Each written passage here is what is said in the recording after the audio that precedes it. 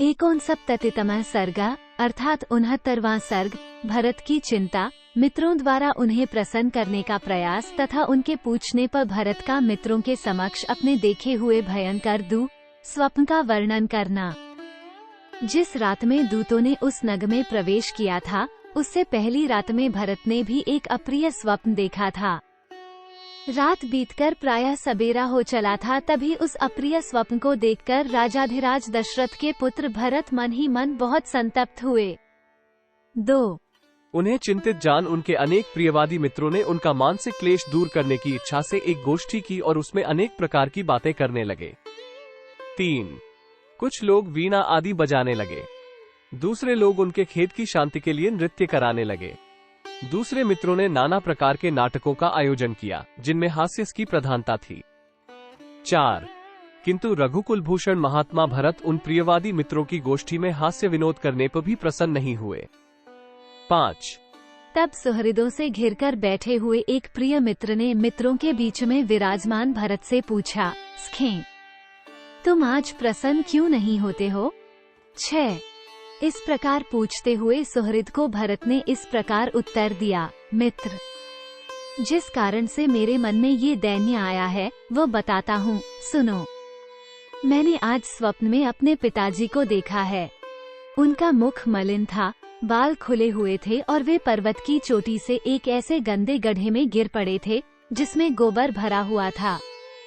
7-8 मैंने उस गोबर के कुंड में उन्हें तैरते देखा था। वे अंजलि में तेल लेकर पी रहे थे और बारंबार हंसते हुए से प्रतीत होते थे। 9 फिर उन्होंने तिल और भात खाया। इसके बाद उनके सारे शरीर में तेल लगाया गया और फिर वे सिर नीचे किए तैल में ही गोते लगाने लगे। 10 स्वप्न में ही मैंने ये भी देखा है कि समुद्र सूख गया, चंद्रमा पृथ्वी पर गिर पड़े हैं, सारी पृथ्वी उपद्रव से ग्रस्त और अंधकार से आच्छादित सी हो गई है। 11 महाराज की सवारी के काम में आने वाले हाथी का दांत टूक टूक हो गया है और पहले से प्रज्वलित होती हुई आग सहसा बुझ गई है। 12 मैंने ये भी देखा है कि पृथ्वी फट गई है, नाना प्रकार के वृक्ष सूख गए हैं तथा पर्वत ढह गए हैं और उनसे धुआं निकल रहा है। 13 काले लोहे की चौकी पर महाराज दशरथ बैठे हैं। उन्होंने काला ही वस्त्र पहन रखा है और काले एवं पिंगल वर्ण की स्त्रियां उनके ऊपर प्रहार करती हैं। 14 धर्मात्मा राजा दशरथ लाल रंग के फूलों की माला पहने और लाल चंदन लगाए गधे जुते हुए रथ पर बैठकर बड़ी तेजी के साथ दक्षिण दिशा की ओर गए हैं। लाल वस्त्र धारण करने वाली एक स्त्री, जो विकराल मुख वाली राक्षसी प्रतीत होती थी, महाराज को हंसती हुई सी खींचकर लिए जा रही थी। ये दृश्य भी मेरे देखने में आया। 16 इस प्रकार इस भयंकर रात्रि के समय मैंने ये स्वप्न देखा है। इसका फल ये होगा कि मैं, श्री राम, राजा दशरथ अथवा लक्ष्मण, इनमें से किसी एक की अवश्य मृत्यु होगी। 17 जो मनुष्य स्वप्न में गधे जुते हुए रथ से यात्रा करता दिखाई देता है, उसकी चिता का धुआं शीघ्र ही देखने में आता है। यही कारण है कि मैं दुखी हो रहा हूँ और आप लोगों की बातों का आदर नहीं करता हूँ। मेरा गला सूखा सा जा रहा है और मन अस्वस्थ सा हो चला है। मैं भय का कोई कारण नहीं देखता तो भी भय को प्राप्त हो रहा हूँ। मेरा स्वर बदल गया है तथा मेरी कांति भी फीकी पड़ गई है।